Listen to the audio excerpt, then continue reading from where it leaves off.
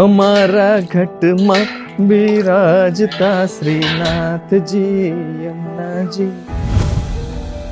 ચામાં ખાંડ નાખો ને તો ચા વધુ મીઠી બને, પણ જો ચામાં ઝેર નાખો તો શું થાય?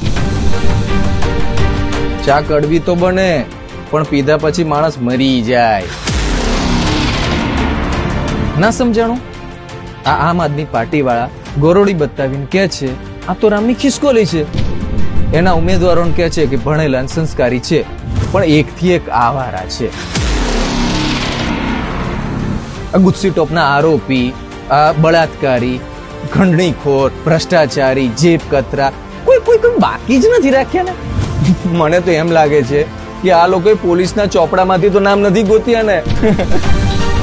જો ભાઈ, મારું તો એમ જ કહેવું છે, ચામાં ખાંડ જ શોભે.